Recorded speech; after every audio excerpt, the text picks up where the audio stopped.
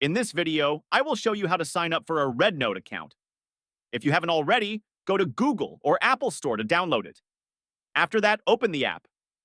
The easiest way to create the account is with Google or Facebook App Connect. But for this example, we will use a phone number. Tap on the number to find your country code. China and America country codes are at the top. If you are from France, you can tap F on the side, and it will bring you closer to your country code.